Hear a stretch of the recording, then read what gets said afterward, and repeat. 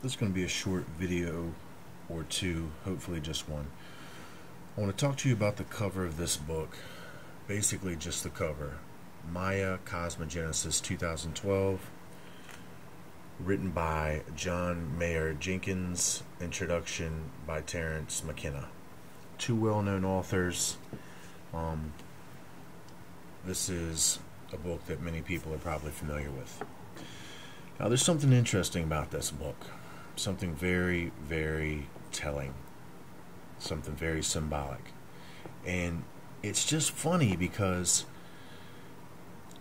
it doesn't have anything to do with the Mayan cosmology.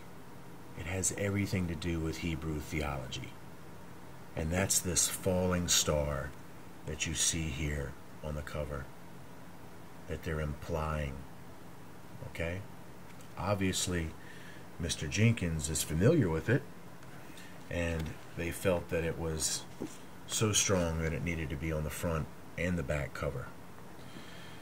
Now, as I said, that there's nothing in the Mayan cosmology concerning the 13 Baktun, which is what the 2012 December 21st date is. It's not the ending of the Mayan calendar, it's the ending of the Mayan long count 13 Baktun count. But that's a cycle, and then the cycle restarts. So in essence, before this timing, we're in the twilight, and then we enter into the dawning of a new age.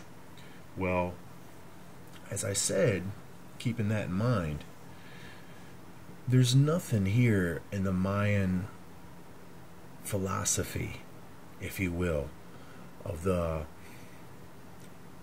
falling star that is going to come to Earth at this time. Okay? Now they have the legend of Quetzalcoatl, or the historical record of the arrival of Quetzalcoatl in 3014 BC, the start of the Mayan long count calendar, but 3114 BC, excuse me. But he arrives on a raft of serpents with giants, so the legend states, not from any falling star. Now, even though we know that this Quetzalcoatl, the plumed serpent, is an emissary of this fallen spiritual hierarchy, he's an emissary of the flesh, you could consider him a descendant of the sons of God. And yes, he has gone to Mexico and started these civilizations.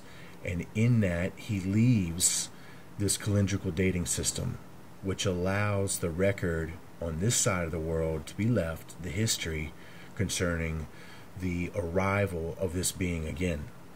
But as I stated, in the Mayan history, you don't have anything about this particular falling star.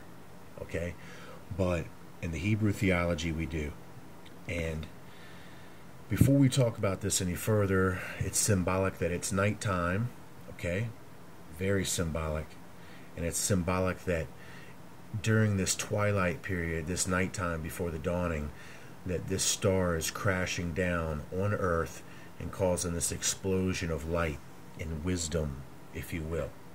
That's what they're implying. It's going to be the same thing that Freemasonry is implying, which will leave no doubt what all this is about when we compare it back to Scripture in the Hebrew Bible.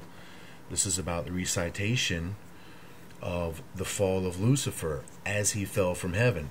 Now, he fell like lightning, okay, which lightning is crooked in its path, and that's going to make a connection to the crooked serpent symbolically. But Lucifer is termed a morning star. So this star, this falling star, has fallen on the crooked path of this lightning, a quickness to the bottom. Okay? So I want you to see right here that that's exactly what this Freemasonry diagram, document, if you will, is going to say. If you look here, in the darkness, just like we saw, we have this falling star appear, and of course it's an inverted pentagram, you know, as you can see. But the point to make is that the falling star is falling in the darkness. It's telling you the same thing. I'll be back.